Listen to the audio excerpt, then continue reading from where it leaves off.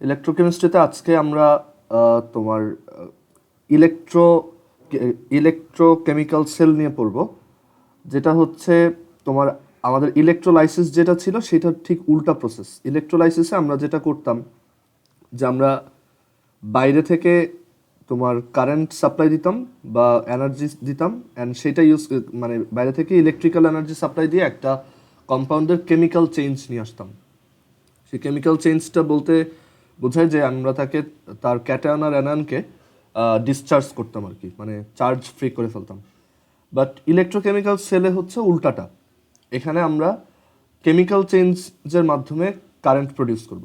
ওকে, মানে ইলেকট্রোকেমিক্যাল সেলকে তুমি normally battery হিসেবে চিন্তা করতে পারো। মানে আমরা এখন হচ্ছে ব্যাটারি রিলেটেড পড়াশোনা করব, ঠিক আছে? এটা হচ্ছে ঠিক উল্টাটা আর কি। সো এখন একটা ইলেকট্রোকেমিক্যাল সেল ইউজুয়ালি তার মানে ইলেকট্রোকেমিক্যাল সেল অ্যাকচুয়ালি অনেক টাইপের হয়।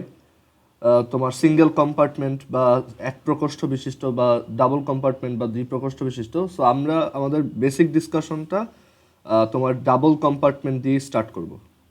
Double compartment electrochemical sell.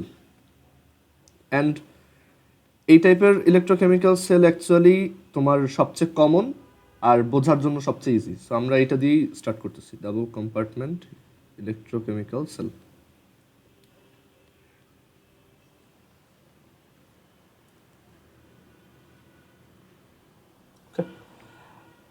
আচ্ছা, সো ডাবল কম্পার্টমেন্ট ইলেকট্রোকেমিক্যাল সেলে আমাদের হচ্ছে ইলেকট্রোকেমিক্যাল সেলের মেইন মেকানিজম হচ্ছে এরকম যে এখানে দুইটা কম্পার্টমেন্টে আমরা দুই ধরনের সলিউশন রাখবো। দুইটা মেটালের সল্টের সলিউশন রাখবো, এই একটা কম্পার্টমেন্ট আর ধরো এই একটা কম্পার্টমেন্ট।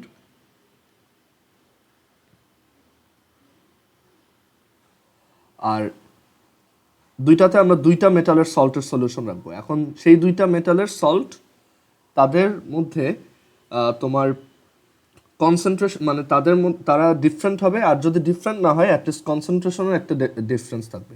ওকে, সো ইলেকট্রোকেমিক্যাল সেলে আমাদের দুইটা কম্পার্টমেন্টে দুইটা ডিফারেন্ট মেটালের সল্ট রাখতে হবে। সো আমরা আমাদের ফার্স্ট যে এক্সাম্পলটা দেখবো সেটা হচ্ছে জিঙ্ক সালফেট আর কপার সালফেট। সো আমরা এই কম্পার্টমেন্টে রাখছি হচ্ছে জিঙ্ক সালফেটের সল্ট, জিঙ্ক সালফেট সল্ট, তার অ্যাকুয়াস সলিউশন এখানে। আর এটাতে আমরা রাখছি কপার সালফেট এই পাশে।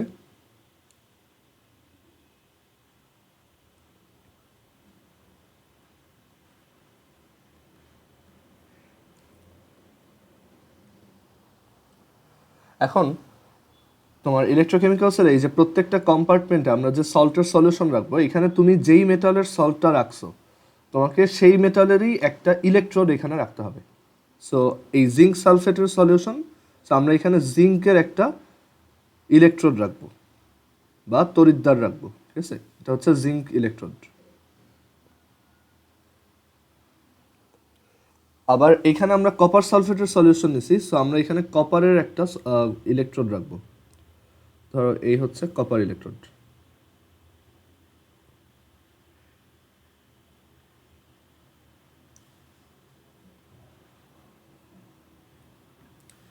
এখন আমরা জিঙ্ক আর কপারের ইলেকট্রোড রাখলাম তাদের নিজ নিজ সল্টের সলিউশনে।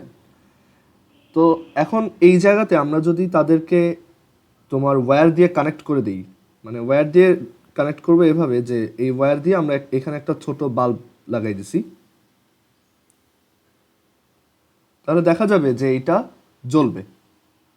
অ্যান্ড এটা হয়তো খুব বেশিক্ষণ জ্বলবে না। আমরা যদি এটাকে আর একটু বেশি লং লাস্টিং করতে চাই, এখানে আমাদেরকে একটা সল্ট ব্রিজ দিতে হবে, বাট আমরা সল্ট ব্রিজটা এখন আনবো না। এখানে আমরা নর্মালি বোঝার ট্রাই করি যে কী হচ্ছে।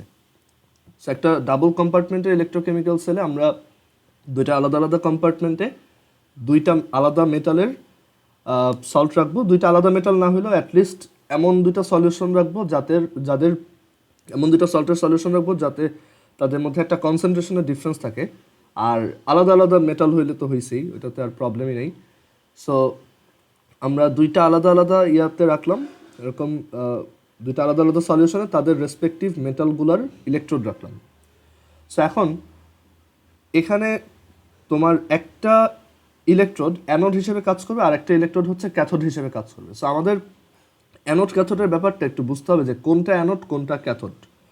এখন আমরা যখন ইলেকট্রোকেমিক্যাল সিরিজ পড়ছিলাম তখন আমরা দেখছিলাম যে কে আগে ডিসচার্জড হয়, and আমরা আবার মেটালের রিঅ্যাক্টিভিটি সিরিজও দেখছিলাম, ওইটাও সেম সিকোয়েন্সই ছিল, মেটাল রিঅ্যাক্টিভিটি সিরিজ। এখানে বেশ কয়েকটা জিনিস বোঝার আছে, সো একটু ভালোভাবে খেয়াল করো। ধাতুর যে সক্রিয়তা সিরিজ বা মেটালের যে রিঅ্যাক্টিভিটি সিরিজ সেটা এরকম ছিল যে একদম প্রথমে হচ্ছে আমরা লিথিয়াম দিয়ে স্টার্ট করি, অ্যান্ড এদিকে একদম লাস্টে হচ্ছে আমরা AU বা গোল্ড দিয়ে শেষ করি আর কি। সো এই লিস্টটার কিছু ক্যারেক্টারিস্টিক্স আছে, আমরা সেই ক্যারেক্টারিস্টিক্সগুলো খুব ভালো মতো মনে রাখবো। তো যদি অনেকবার বলা হয়েছে তারপর আরেকবার বলি যে তুমি এখানে যত উপরের দিকে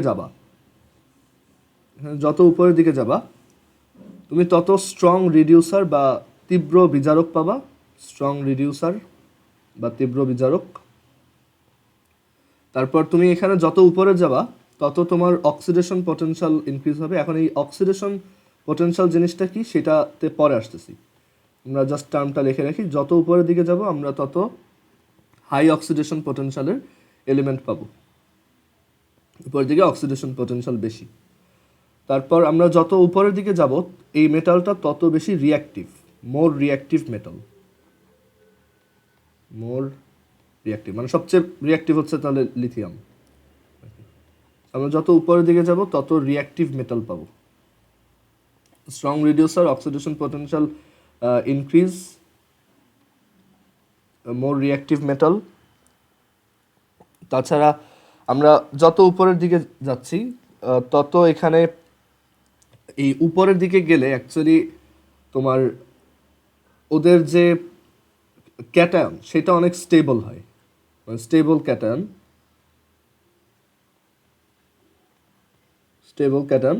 বা এটাকে তুমি স্টেবল ক্যাটায়ন জিনিসটাকে এইভাবে লিখতে পারো যে ওদের টেন্ডেন্সি অফ গেটিং চার্জড সেটা হচ্ছে ইনক্রিজ হয়, মানে ওদের চার্জিত হওয়ার টেন্ডেন্সিটা বাড়ে, tendency of getting charged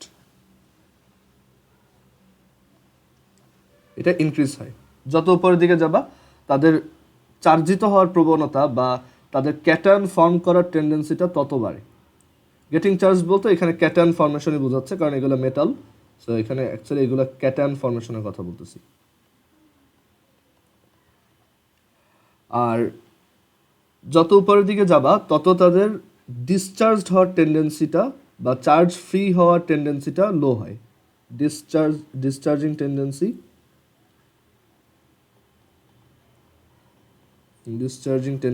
or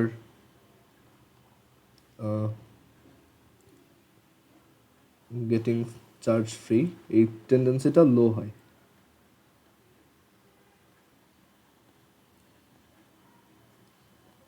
এটা আস্তে আস্তে কমে। সো আমি আরেকবার বলি, প্রথম উপরের দিকে স্ট্রং রিডিউসার, তারপর যত উপরের দিকে যাবে অক্সিডেশন পটেনশিয়াল ইনক্রিজ হয়, মোর রিঅ্যাক্টিভ মেটাল পাওয়া যায়। আর বুঝতেই পারতেছো অক্সিডেশন পটেনশিয়াল ইনক্রিজ হলে রিডাকশন পটেনশিয়ালটা ডিক্রিজ হয়, যত উপরের দিকে যাব তত রিডাকশন পটেনশিয়ালটা লো হবে।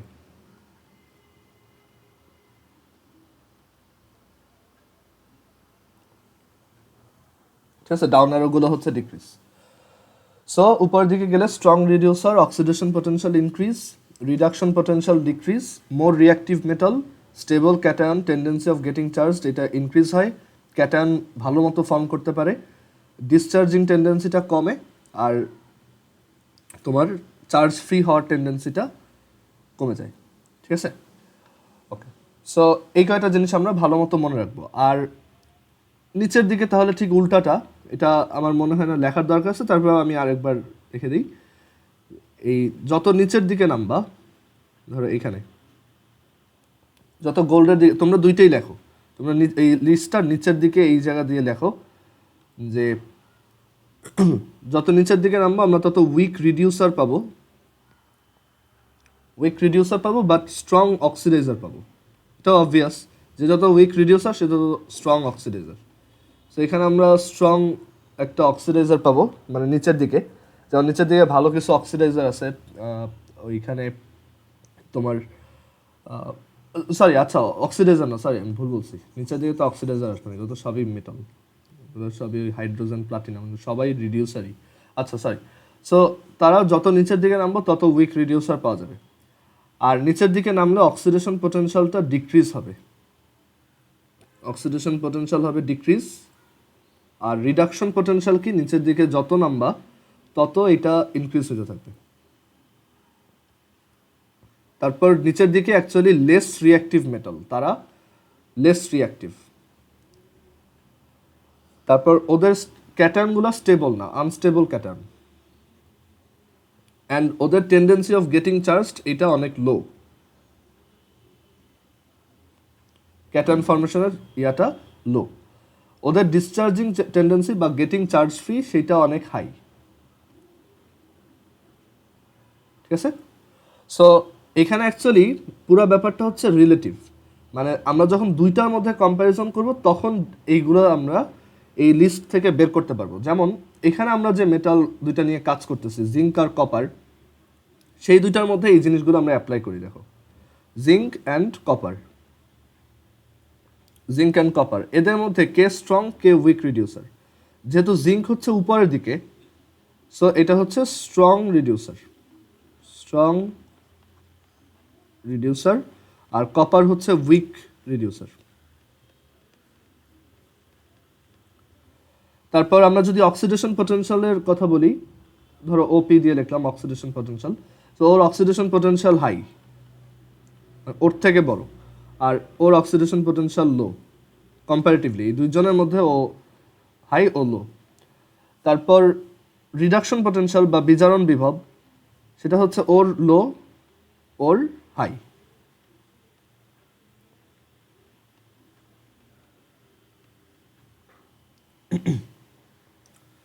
তারপর হচ্ছে যে এই জিঙ্ক যারা তাদের ক্যাটায়ন স্টেবল, মানে এই জিঙ্ক আর কপারের মধ্যে জিঙ্কের ক্যাটায়ন মোর স্টেবল আর এটা লেস স্টেবল। তারপর জিঙ্ক চায় জিঙ্কের যখন জিঙ্ক কপারের সাথে একসাথে থাকে তখন জিঙ্ক চায় যে সে জিঙ্ক 2+ অবস্থায় থাকুক, আর কপার চায় সে কপার 2+ থেকে কপার অবস্থায় চলে আসুক।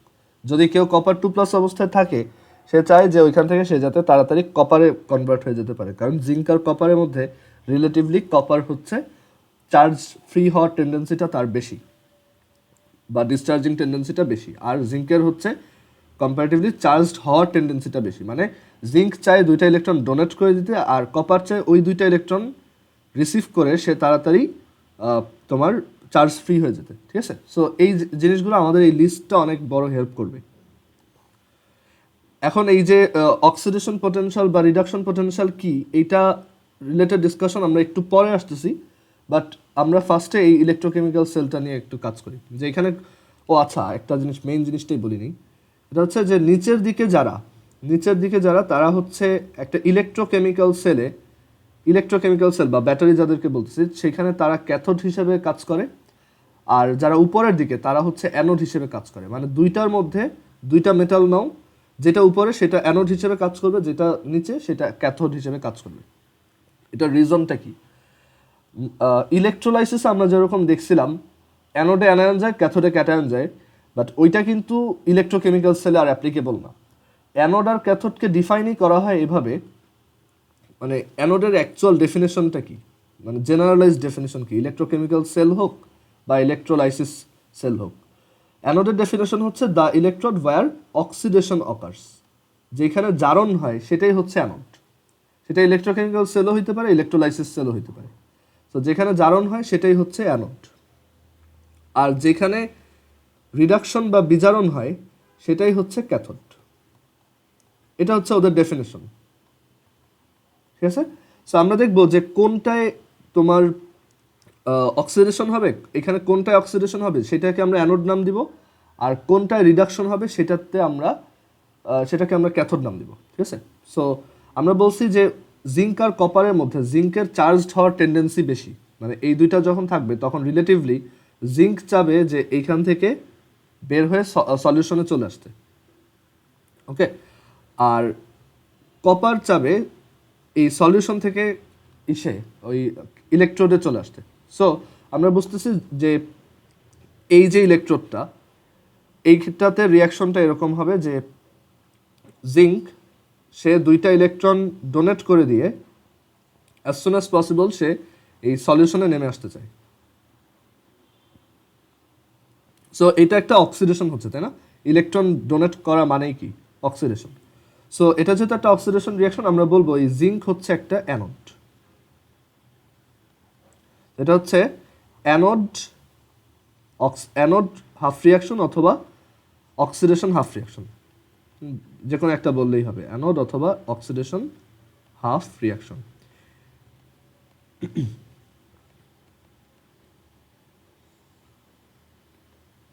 সো জিঙ্ক করলো, জিঙ্ক 2+ কনভার্ট হইল।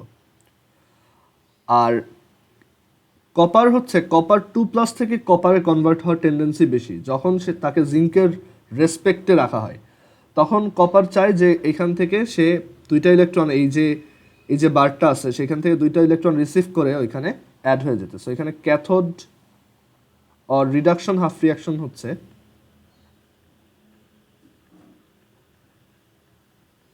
Cathode or reduction half reaction.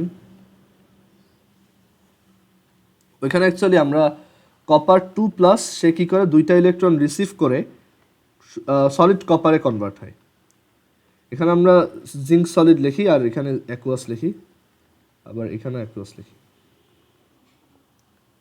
ঠিক আছে? সো এই হচ্ছে 2টা রিয়াকশন। এখন আমরা দেখব যে ইলেকট্রোলাইসিসে, তোমার যদি মনে থাকে, ইলেকট্রোলাইসিসে কিন্তু ওইখানে অ্যানোডে অক্সিডেশন হইতো আর ক্যাথোডে রিডাকশন হইতো, ওইটা সেম। বাট ওইখানে দেখা গেছে যে অ্যানোডে যেহেতু অক্সিডেশন হইতে হয়, অক্সিডেশন হওয়ার জন্য ওইখানে অ্যাকচুয়ালি অ্যানায়নকে যেতে হয়, কারণ অ্যানায়নের ইলেকট্রন বেশি থাকে, অ্যানোডে গিয়ে সেই ইলেকট্রনটা ছাড়ে। সো এটা একটা অক্সিডেশন।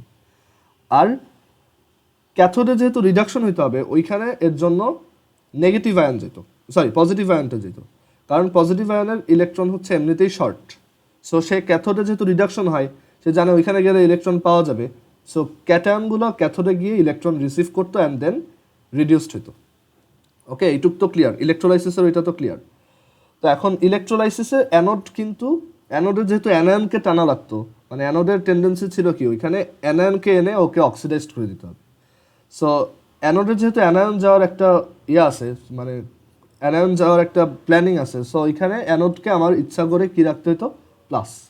স্ট্যাটিক ইলেকট্রিক্যাল ফোর্সের জন্য অ্যানায়ন এর জন্য অ্যানোডে যায়। সো ইলেকট্রোলাইসিসে কিন্তু অ্যানোড ছিল কি? প্লাস। মানে ব্যাটারির যে প্লাস সাইডটা ছিল সেইটাকে আমরা যার সাথে কানেক্ট করতাম সেটা ছিল অ্যানোড, আর এর জন্য অ্যানোড ছিল কি? ইলেকট্রোলাইসিসে প্লাস।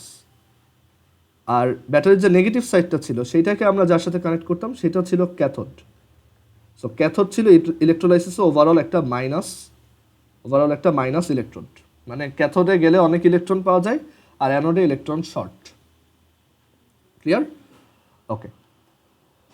তো এখন তোমার এইখানে কিন্তু পুরো ব্যাপারটা উল্টা, মানে অ্যানোড ক্যাথোড স্টিল তাদের ডেফিনেশন সেম, অ্যানোডে স্টিল অক্সিডেশন হয়। বাট দেখো এইখানে তো আমরা বাইরে থেকে পাওয়ার সোর্স দিচ্ছি না, আমরা এইখানে এই কেমিক্যাল চেঞ্জের মাধ্যমে একটা ইলেকট্রোডকে তার রেসপেক্টিভ মেটালের সল্টের অ্যাকুয়াস সলিউশনে রেখে আমরা এখানে একটা তোমার ইএমএফ বা একটা পটেনশিয়াল বা একটা তড়িৎচালক শক্তি ক্রিয়েট করতেছি, যেটা এখানে একটা কারেন্ট ফ্লো ক্রিয়েট করবে।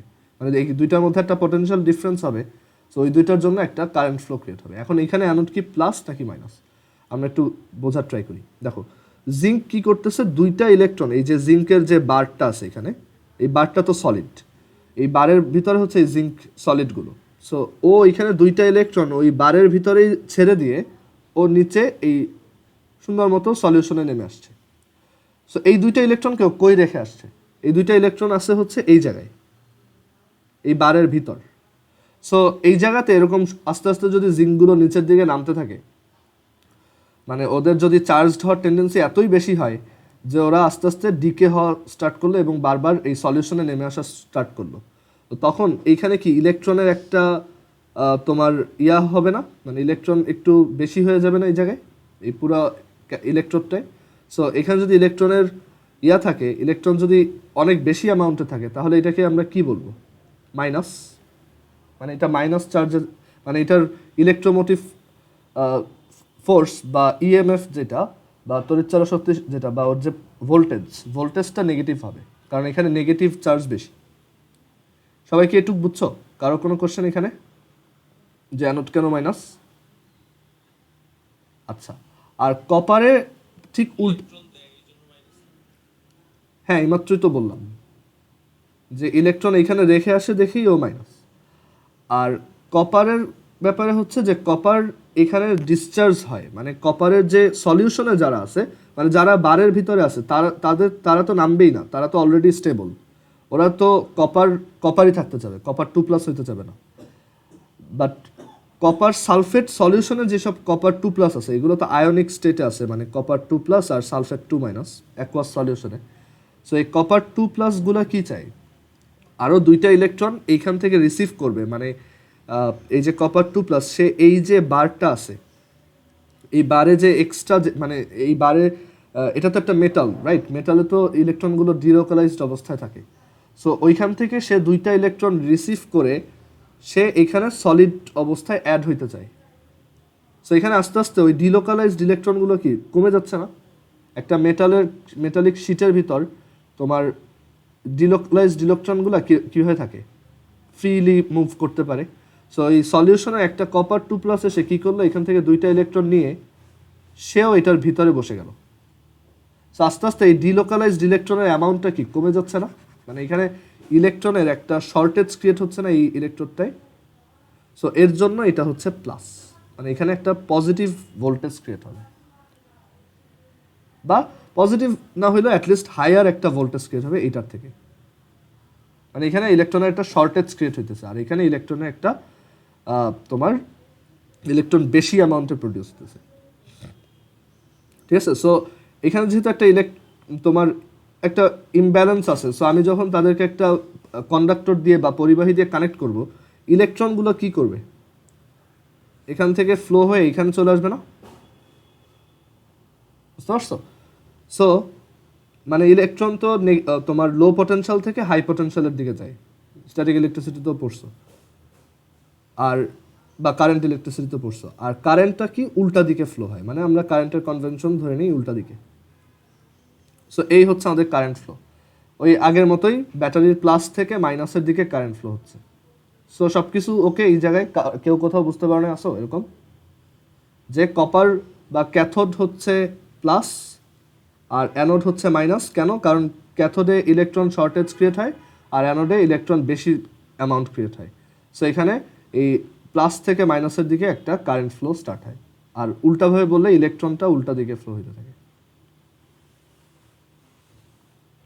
সো এখান থেকে যখন কারেন্ট ফ্লো হবে এই বাল্বটা কি হবে, জ্বলবে। সো এই হচ্ছে ইলেকট্রোকেমিক্যাল সেলের আইডিয়া। ইলেকট্রোকেমিক্যাল সেলে অ্যানোডে হচ্ছে অক্সিডেশন হয় আর ক্যাথোডে হচ্ছে রিডাকশন হয়, সেম অ্যাজ ইলেকট্রোলাইসিস। বাট ইলেকট্রোলাইসিসে অ্যানোড কিন্তু প্লাস ছিল আর ক্যাথোড মাইনাস ছিল। ম্যাক্সিমাম স্টুডেন্ট এই জায়গাটা গোলমাল লাগায়। তুমি যদি পুরো ব্যাপারটা বুঝো তাহলে এখানে কিছুই অ্যাকচুয়ালি খুব বেশি প্রবলেমেটিক না, তুমি বুঝেই করতে পারবা। ওকে, আচ্ছা। সো হ্যাঁ, সল্ট ব্রিজটা আমি ইগনোর করে গেছি, কারণ সল্ট ব্রিজটা হচ্ছে এই ব্যাটারির তোমার লং লাস্টিং ওইটা বাড়ায়, সে অনেকক্ষণ ধরে পাওয়ার প্রডিউস করতে পারে আর আয়নের একটা ব্যালেন্স রাখে, আর ওই ইলেকট্রন ফ্লোটাও খুব স্মুথ রাখতে পারে। সো এখানে একটা সল্ট ব্রিজ দেওয়া যায়, বাট এটা ম্যান্ডেটরি না। সল্ট ব্রিজের মধ্যে হচ্ছে potassium nitrate, potassium chloride et cetera দেওয়া থাকে আর কি। বাট আমরা সল্ট ব্রিজটা ইগনোর করতেছি ফর নাও, এটা রিলেটেড ডিসকাশন পরে। সো এইটুক আই হোপ সবাই বুঝতে পারছি আমরা। সো এই জিনিসটাকেই বলা হয় একটা সেল বা একটা ব্যাটারি। এটা হচ্ছে double compartment electrochemical cell. Single compartment আছে হাইড্রোজেনের, ওইটাতে আমরা পরে যাব, বাট ডাবল কম্পার্টমেন্টেরটা আগে বোঝা দরকার। সো জিঙ্ক আর কপার যখন ইউজ করব, জিঙ্ক হবে মাইনাস, কপার হবে plus, zinc anode, copper cathode, আর কপার থেকে জিঙ্কের দিকে কারেন্ট ফ্লো। ওকে, এরকম যে কোনো 2টা মেটাল আমাকে দেওয়া হোক, আমি তাহলে ওইটা করতে পারবো। ওই ইলেকট্রোকেমিক্যাল সিরিজে দেখব কে উপরে কে নিচে, যে উপরে তাকে অ্যানোড ধরবো, যে নিচে তাকে ক্যাথোড ধরবো। আচ্ছা, যেটা বলছিলাম যে এই লিস্টে আমি ওই যে আগেই বলে রাখছিলাম উপরের দিকের গুলো অ্যানোড, সেটাই হয়েছে না, যে জিঙ্ক হচ্ছে অ্যানোড হয়েছে আর ক্যাথোড হচ্ছে ক্যাথোড হিসেবে কপার মেটাল কাজ করতেছে। ওকে, আচ্ছা। সো এটাকে বলে একটা সেল। এখন একটা সেলের তোমার ডায়াগ্রাম বলতে একটা কথা আছে, সেল ডায়াগ্রাম, বা বাংলায় হচ্ছে কোষ ডায়াগ্রাম। ঠিক আছে? সো সেল ডায়াগ্রাম জিনিসটা কিভাবে লিখতে হয় দেখো, তোমার এইখানে যে অ্যানোড থাকবে, যে অ্যানোড মেটালটা থাকবে সেটাকে ফার্স্টে লিখবা, সেটাকে ফার্স্টে লেখো, দেন একটা স্ল্যাশ সাইন দাও। আচ্ছা, এখানে এটা সলিড অবস্থায় আছে ওইটাও মেনশন করবা, দেন একটা স্ল্যাশ সাইন দাও। দেন অ্যানোডে অ্যাকচুয়ালি কি হয়, অক্সিডেশন হয় না? সো তুমি ওইভাবেই লিখবা যে জিঙ্ক হচ্ছে জিঙ্ক 2+ কনভার্ট হয়।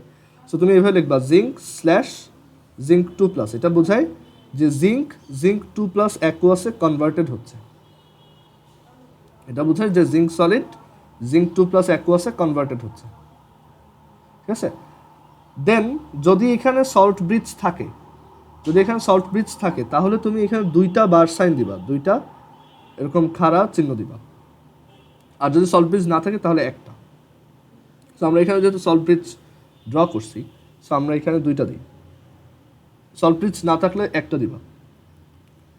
দেন ক্যাথোডে অ্যাকচুয়ালি কি হয়, এটা কপারের ক্যাথোড, বাট এখানে অ্যাকচুয়ালি কি হচ্ছে, কপার 2+ কপারে কনভার্ট হচ্ছে, রিডাকশন হচ্ছে। সো এখানে আমরা লিখব কপার 2+ অ্যাকুয়াস, মানে যেটা রিয়াক্টেন্ট, মানে কাইন্ড অফ এই যে যেটা রিয়াক্টেন্ট সেটা আগে, দেন যেটা প্রোডাক্ট সেটা। তো এই যে জিনিসটাকে লিখলাম এটাকেই বলা হয় সেল ডায়াগ্রাম।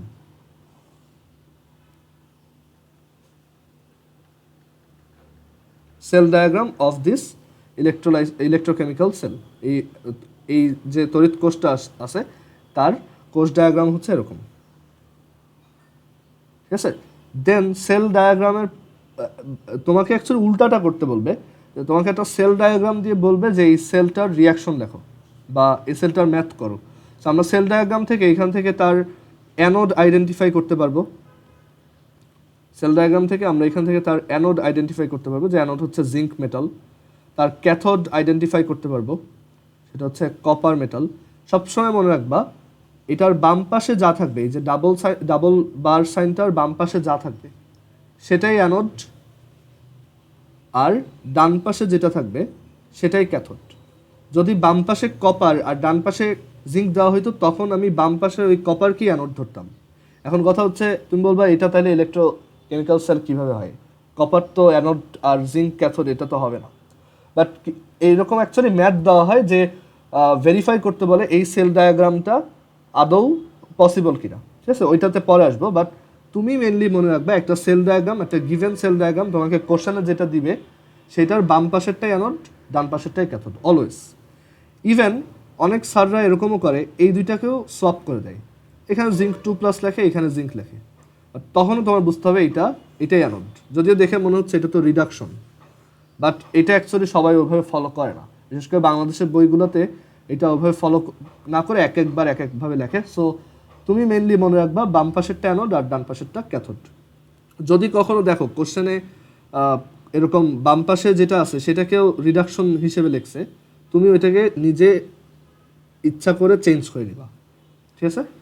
এরকম একটা ম্যাথ আছে বইয়ে, আমরা একটু দেখবো, তুমি ইচ্ছা করে ওইটাকে জিঙ্ক থেকে জিঙ্ক 2+ লিখে নিবা, মানে কারেক্ট করে লিখে নিবা সোজা হিসাব।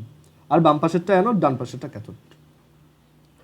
সো এখান থেকে আমরা অ্যানোড আর ক্যাথোড আইডেন্টিফাই করতে পারি। দেন আমরা এখানে অ্যানোডের হাফ রিয়াকশন লিখতে পারি, অ্যানোড বা অক্সিডেশন যে হাফ রিয়াকশন বা জারণ যে অর্ধবিক্রিয়া সেটা লিখতে পারি, anode or oxidation half reaction. এটা হচ্ছে জিঙ্ক থেকে অ্যানোডে হচ্ছে অক্সিডেশন হয়, সো জিঙ্ক সলিড 2টা ইলেকট্রন ছেড়ে দিয়ে জিঙ্ক 2+ অ্যাকুয়াসে কনভার্টেড হবে। আর কপারের যে ক্যাথোড আছে সেটাতে অ্যাকচুয়ালি রিডাকশন হয়, সো এখানে আমরা লিখব রিডাকশন হাফ রিয়াকশন বা বিজারণ অর্ধবিক্রিয়া। সেখানে কপার 2+ 2টা ইলেকট্রন রিসিভ করে কপার সলিডে কনভার্ট হচ্ছে।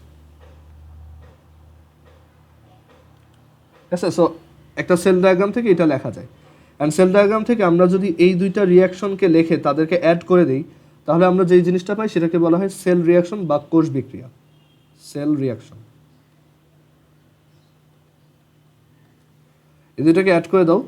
So zinc solid plus copper 2 plus aqueous, zinc 2 plus aqueous plus copper solid. আবার উল্টাটাও বলতে পারে, তোমাকে একটা সেল রিয়াকশন দিয়ে বলবে যে এইটার সেল ডায়াগ্রামটা লেখো। তো তোমার এখানে আইডেন্টিফাই করতে হবে অক্সিডাইজড হচ্ছে কে, এই পুরো এটা একটা রিডক্স রিয়াকশন, এই রিডক্স রিয়াকশনটা অক্সিডাইজড হচ্ছে কে, জিঙ্ক। তো সে হচ্ছে অ্যানোড, সো তাকে আমি এভাবে লিখবো। আর এই রিয়াকশনটায় রিডিউসড হচ্ছে কে, কপার, সো সে হচ্ছে ক্যাথোড, সো তাকে ডান পাশে লিখবো। অ্যান্ড যেহেতু রিডিউসড, তার কপার 2 প্লাস অ্যাকুয়াসটা আগে, আর এরপর হচ্ছে কপার সলিড। এই হচ্ছে তাহলে সেল রিয়াকশন থেকে সেল ডায়াগ্রাম লেখার প্রসেস। আর এটাকে যদি এখানে তো আমরা আয়নিক ফর্মে লিখছি, বাট আমরা যদি অ্যাকচুয়ালি ওই সলিউশন দিয়েও লিখি তাহলে এটা তুমি বুঝতে পারবা যে zinc solid plus copper 2 plus aqueous, এটা অ্যাকচুয়ালি কপার সালফেট, তাই না? সো কপার সালফেট অ্যাকুয়াস, এখান থেকে আমরা পাই জিঙ্ক সালফেট অ্যাকুয়াস। মানে যদি তাদেরকে একসাথে রিয়াকশনও করাইতাম তখনও ব্যাপারটা দেখতে এরকমই হইতো। ওই যে আমরা বলি যে মোর রিয়াক্টিভ যে মেটাল ওই লিস্টের উপরের দিকে, তারা অ্যাকচুয়ালি লেস রিয়াক্টিভগুলোকে রিপ্লেস করতে পারে বা সাবস্টিটিউট করতে পারে, কারণ সেটাই হয়। বুঝতে পারছো? বাট এখানে যদিও তাদের মধ্যে ডিরেক্টলি কোনো রিয়াকশন হচ্ছে না, এখানে অ্যাকচুয়ালি তোমার একটা ইলেকট্রোমোটিভ ফোর্স ক্রিয়েট হচ্ছে, যেটার জন্য কারেন্ট ফ্লো হচ্ছে আর কি। সো আমরা সেল ডায়াগ্রাম লিখতে পারি, সেল রিয়াকশন লিখতে পারি, আর সেল ডায়াগ্রাম থেকে ওই দুইটা হাফ রিয়াকশনও লিখতে পারি। এখন কারো যদি এই পর্যন্ত কোশ্চেন থাকে এখন জিজ্ঞেস করতে পারো। ওকে, দেন আমরা সেল ডায়াগ্রামের পরপর সাথে সাথে দেখব যে এখানে একটা ইলেকট্রোডের একটা তোমার ইসের একটা অ্যানোডের ডায়াগ্রাম কেমন। এখান থেকে যদি বলে যে এটার অ্যানোড ডায়াগ্রামটা কি, অ্যানোড ডায়াগ্রাম হচ্ছে জাস্ট লেফট পোর্শনটা।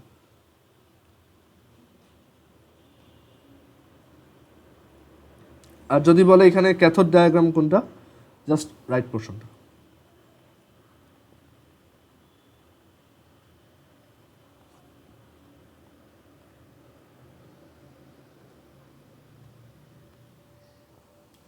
ওকে, সো এখন আমরা ওই অক্সিডেশন পটেনশিয়াল নিয়ে যে বলছিলাম যে অক্সিডেশন পটেনশিয়াল আর রিডাকশন পটেনশিয়াল দেখাবো। সো ওইটা একটু বলে দেই যে ওইটা অ্যাকচুয়ালি কি মিন করে।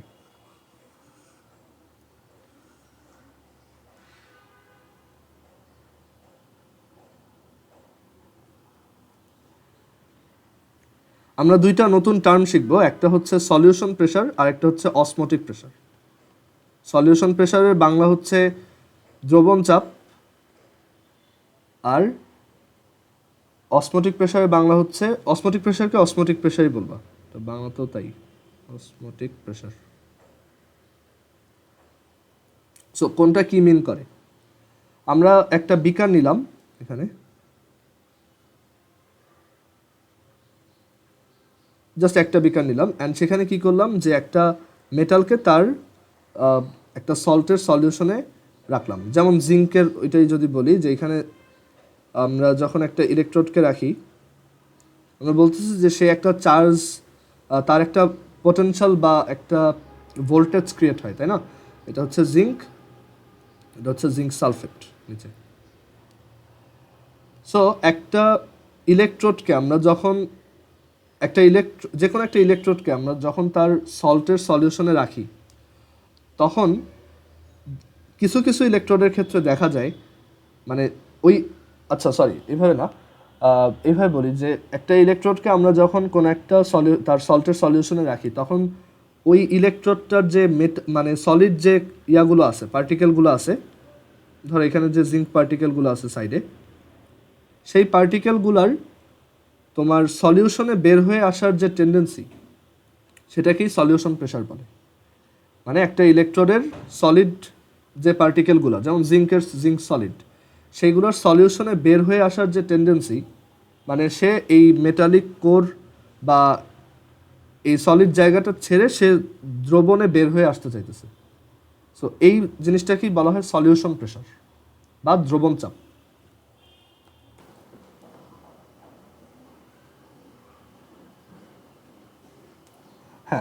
সলিউশন প্রেশার হচ্ছে যে কোনো একটা ইলেকট্রোডের যে সলিড পার্টিকেলগুলো আছে তাকে যখন তার সল্টের সলিউশনে রাখা হয় সেই সলিড পার্টিকেলগুলোর সলিউশনে বের হয়ে আসার যে টেন্ডেন্সি সেটাকেই বলা হয় সলিউশন প্রেশার বা দ্রবণ চাপ। আর অসমোটিক প্রেশার হচ্ছে ঠিক উল্টা। কোনো একটা ইলেকট্রোড, এখানে আমরা জিঙ্ক না লিখি, এটা ধরো যে কোনো একটা মেটালের জন্য বলতেছি আর কি,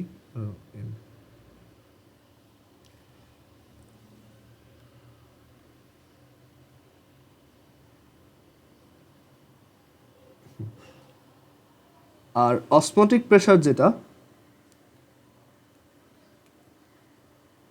অসমোটিক প্রেশার মানে হচ্ছে যে কোনো একটা ইলেকট্রোডকে আমরা যখন তার সল্টে রাখবো তো তখন ওই সল্টের যে আয়নগুলো আছে সেইগুলো এই ইলেকট্রোডে এসে কানেক্টেড হওয়ার যে টেন্ডেন্সি বা এই ইলেকট্রোডে এসে অ্যাড হওয়ার যে টেন্ডেন্সি সেটাকে বলে osmotic pressure.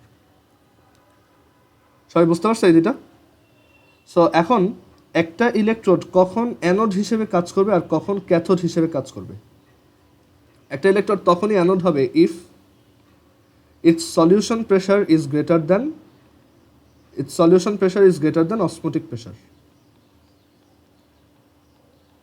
Solution pressure is greater than osmotic pressure.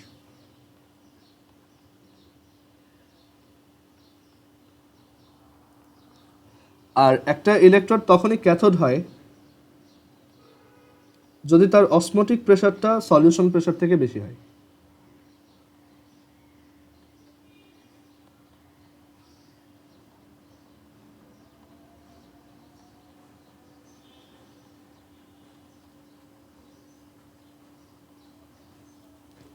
আচ্ছা, সো যখন এই একটা তোমার একটা ইলেকট্রোডকে আমরা একটা সলিউশনে রাখবো অ্যান্ড সেই সলিউশনে রাখার পর যদি দেখি যে সলিউশন প্রেশারটা অসমোটিক প্রেশার থেকে বেশি, তখন দেখা যায় যে এই জায়গাতে তোমার এই ইলেকট্রোডটার সেই ইলেকট্রোডটার সাথে এই যে সলিউশনের একটা রিলেটিভ একটা ভোল্টেজ ক্রিয়েট হয়, মানে এখানে একটা ভোল্টেজ ডিফারেন্স ক্রিয়েট হয়। যেটুককে ডুবাইছো বা এই পুরো ইলেকট্রোডটার অ্যাকচুয়ালি এই সলিউশনের সাথে সলিউশনের রেসপেক্টে একটা ভোল্টেজ ডিফারেন্স ক্রিয়েট হয়। সেটাকে আমরা বলি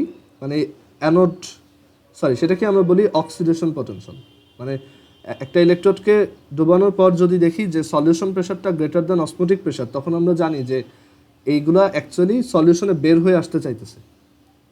ওকে, মানে এখানে অ্যাড হওয়ার চেয়ে বের হয়ে আসার টেন্ডেন্সিটাই বেশি। তো তখন দেখা যায় এই জায়গাতে একটা পোটেনশিয়াল ডিফারেন্স ক্রিয়েট হয়। কারণ পোটেনশিয়াল ডিফারেন্স ক্রিয়েট না হইলে তো অ্যাকচুয়ালি এই ইয়াগুলো এখানে চলে আসতো না। ওকে, মানে এখানে অ্যাকচুয়ালি মানে সহজভাবে বললে সলিউশনের সাথে ইলেকট্রোডের একটা বিভব পার্থক্য বা একটা পোটেনশিয়াল ডিফারেন্স ক্রিয়েট হয়, আর সেই পোটেনশিয়াল ডিফারেন্সটাকে আমরা অক্সিডেশন পোটেনশিয়াল বলি। অক্সিডেশন পোটেনশিয়াল এটা অ্যাকচুয়ালি একটা ডিফারেন্স, মানে এটা অ্যাকচুয়ালি হাইড্রোজেনের রেসপেক্টে ক্যালকুলেট করা একটা স্ট্যান্ডার্ড আছে, ওইটা আমরা পরে দেখব। বাট মেইন কথা হচ্ছে যে একটা ইলেকট্রোডকে তার সল্টে ডুবানোর পর সেইটার যদি solution pressure greater than osmotic pressure হয়, তখন ইলেকট্রোডটার সাথে সলিউশনের যে ভোল্টেজের যে ডিফারেন্সটা ক্রিয়েট হয় সেটাকেই অক্সিডেশন পটেনশিয়াল বলে বা জারণ বিভব। আর ক্যাথোডে হচ্ছে তোমার একটা ইলেকট্রোডকে ডোবানোর পর যদি দেখো যে তার অসমোটিক প্রেশারটা গ্রেটার দ্যান সলিউশন প্রেশার, তখনও এখানে অ্যাকচুয়ালি একটা পোটেনশিয়াল ডিফারেন্স ক্রিয়েট হয়। এই জায়গায় পোটেনশিয়াল ডিফারেন্স ক্রিয়েট হয়, আর সেই পোটেনশিয়াল ডিফারেন্সটাকে আমরা রিডাকশন পোটেনশিয়াল বলি। সেটাকে আমরা বলি রিডাকশন পোটেনশিয়াল। সেটার ভ্যালুটাকে আমরা এখানে কোনো প্লাস মাইনাস নিয়ে কাজ করব না। অক্সিডেশন পোটেনশিয়াল হচ্ছে মানে এখন এই স্পেসিফিক এক্সাম্পলে আমরা অ্যাকচুয়ালি তোমার এইগুলা প্লাস বলতেছি শুধু, বাট ধরো তুমি যখন একটা অ্যাকচুয়াল ক্যাথোডের অক্সিডেশন পোটেনশিয়াল বের করবা তখন আবার এটা নেগেটিভ আসবে। এগুলো একটু অনেক বেশি ডিটেলসে ডিসকাস করা যায় চাইলে, মানে এগুলো নিয়েই সারাদিন পার করে দেওয়া যায়। বাট আমরা সহজভাবে বুঝবো যে একটা ইলেকট্রোডকে যখন আমি সলিউশনের মধ্যে রাখবো আর সেখানে যদি দেখি osmotic pressure greater than solution pressure, ওইখানে একটা ভোল্টেজ ডিফারেন্স ক্রিয়েট হবে ইলেকট্রোডের সাথে সলিউশনে, সেটাকে আমরা রিডাকশন পোটেনশিয়াল বলি। ওকে, সহজভাবে মনে রাখবা। সো এই পর্যন্ত কারো কোশ্চেন?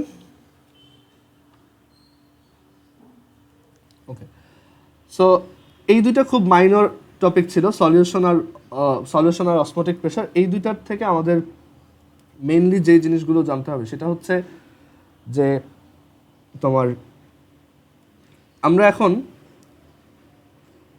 একটা অ্যানোডের অক্সিডেশন পটেনশিয়াল বের করতে পারি। অ্যানোডের অক্সিডেশন পটেনশিয়াল কি?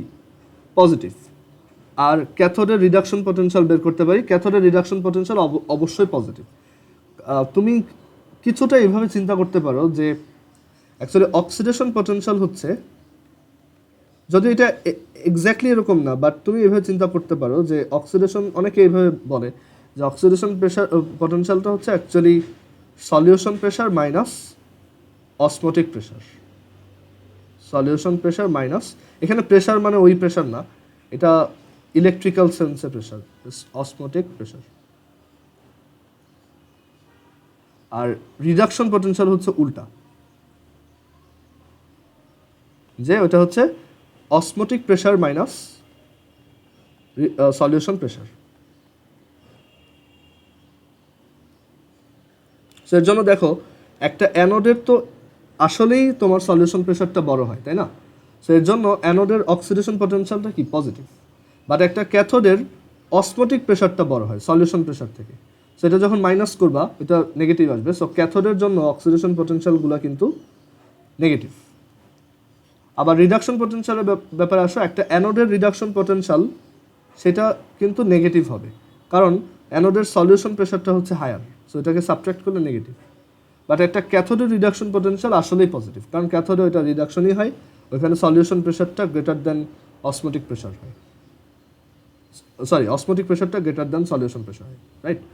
আচ্ছা, সো এইভাবে মনে রাখা আমার মনে হয় এটা ইজি, মানে তোমার ব্যাকগ্রাউন্ডে এটা চললেই হয়েছে, যে তুমি এইভাবে চিন্তা করলেই হয়েছে। ওকে, এখন এখানে মেইনলি যে ব্যাপারটা আসতেছিলাম যে এইখান থেকে একটা জিনিস খেয়াল করে দেখো, অক্সিডেশন পটেনশিয়াল আর রিডাকশন পটেনশিয়ালটা কিন্তু উল্টা, তাই না? একটা নেগেটিভ। অ্যান্ড আসলেও তাই, যে আমরা এই অ্যানোডের, এই যে অ্যানোডটা আছে সেই অ্যানোডটার অক্সিডেশন পটেনশিয়াল বের করি। দেখো এখানে আমি এই হাফ রিয়াকশনটা বাদ দিই।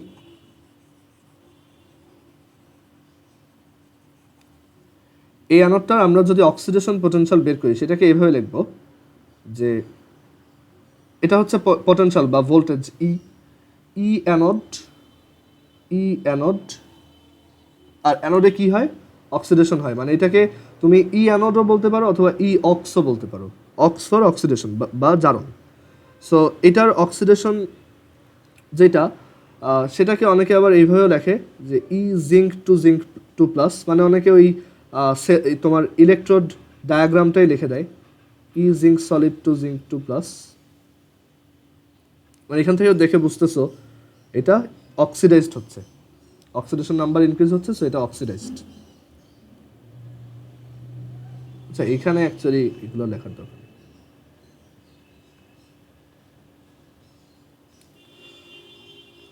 অ্যান্ড এইটাকে আমরা বলতেছি হচ্ছে তোমার পটেনশিয়াল অফ অ্যানোড বা অ্যানোডের যে ভোল্টেজ সেটা, আর সেটাকে ই জিঙ্ক টু প্লাস লিখতেছি। অ্যান্ড এইটা এই জিঙ্ক টু প্লাসের যে অক্সিডেশন পটেনশিয়াল সেটা হচ্ছে আবার তার রিডাকশন পটেনশিয়ালের নেগেটিভ। মানে এখানে নেগেটিভ দিয়ে আমরা এইভাবে লিখতে পারি যে ই জিঙ্ক টু জিঙ্ক, কারণ জিঙ্কের তো আসলে রিডাকশন পটেনশিয়াল নেগেটিভ, তো ওই মাইনাসে এটা কী হয়ে যায়? প্লাস হয়ে যায় আর কি। এর জন্যই এত কিছু এক্সপ্লেন করছি। আর দেন এটাকে তুমি এভাবে লিখতে পারো যে মাইনাস ই, এটা স্টিল অ্যানোড, জিঙ্ক তো এখনও অ্যানোড আছে, বাট অ্যানোডের আমরা রিডাকশন রিয়াকশন বা বিজারণ বিক্রিয়াটা কনসিডার করতেছি। মানে সহজভাবে বললে যে কোনো একটা অক্সিডেশন পটেনশিয়াল হচ্ছে তার রিডাকশন পটেনশিয়ালের নেগেটিভ।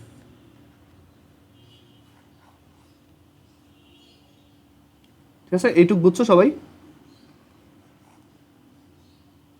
এটা দিয়ে কিন্তু এরকম বুঝাই নাই যে অ্যানোডের রিডাকশন হচ্ছে, ওইটা না। বলতেছি যে অ্যানোডের যে মেটাল আছে, এই অ্যানোড কথাটা মানে হচ্ছে অ্যানোডের যে মেটালটা আছে তার অক্সিডেশন রিয়াকশনটার যে পটেনশিয়াল সেটা হচ্ছে এই অ্যানোডের যে মেটালটা আছে তার রিডাকশন রিয়াকশনটার পটেনশিয়ালের নেগেটিভ। বুঝতে পারছো? সিমিলারলি আমরা ক্যাথোডের জন্য লিখতে পারবো এটা, যে ই ক্যাথোড ওইখানে অ্যাকচুয়ালি রিডাকশন রিয়াকশন বা বিজারণ হয়। এটা হচ্ছে ই copper 2+2 copper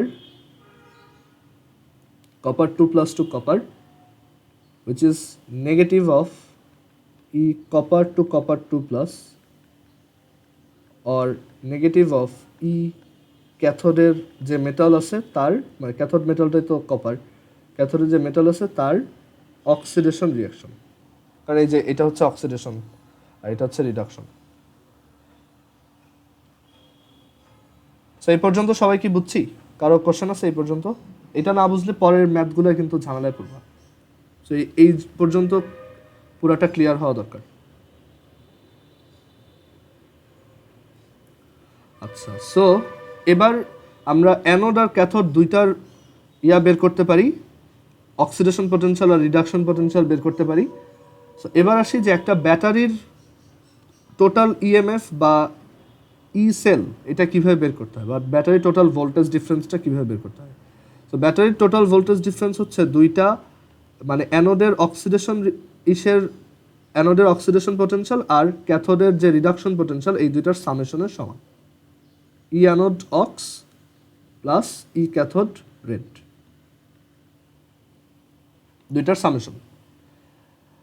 and E anode মানে এই ফর্মুলাটা মেইনলি এরকম।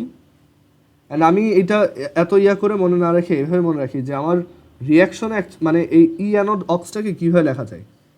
ই অ্যানোড অক্স মানে হচ্ছে oxidation potential of the anode metal. Anode metal হচ্ছে জিঙ্ক, তো সেই জিঙ্কের অক্সিডেশন রিয়াকশনটা দেখতে জিঙ্ক/জিঙ্ক 2+ এরকম।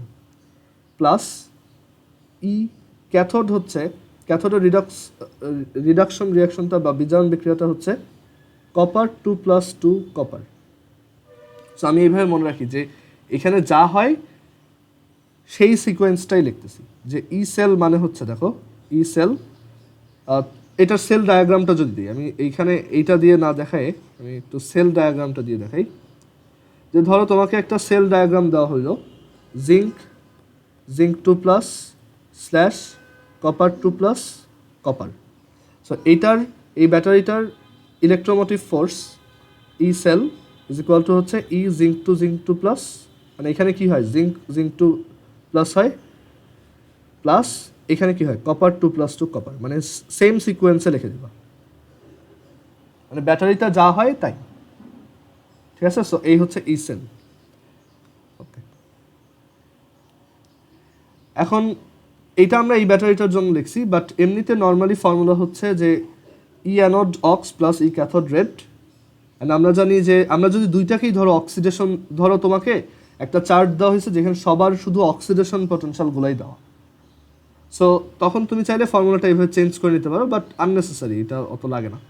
ই অ্যানোড অক্স আর ই ক্যাথোড রেডকে লেখা যায় কি মাইনাস ই ক্যাথোড অক্স, মানে ক্যাথোডের যে মেটালটা আছে তার অক্সিডেশন পটেনশিয়াল। আবার ধরো তোমাকে কখনো যদি শুধু রিডাকশন পটেনশিয়ালের লিস্ট দেওয়া হয়, সব মেটালের রিডাকশন পটেনশিয়াল এত এত, তখন তুমি চাইলে সবাইকে রিডাকশন পটেনশিয়াল দিয়েও লিখতে পারো।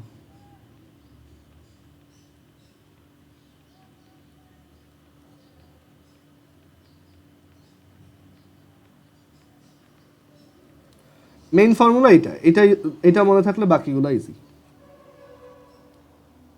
সো এই পর্যন্ত আই হোপ সবার ক্লিয়ার। কারো কোশ্চেন থাকলে জিজ্ঞেস করতে পারো। সো আমরা সেল ডায়াগ্রাম লেখা দেখলাম, সেল রিয়াকশন লেখা দেখলাম, অক্সিডেশন রিডাকশন হাফ রিয়াকশন লেখা দেখলাম। সো আমরা এখন ফাইনালি আস্তে আস্তে ম্যাথের দিকে আগাই।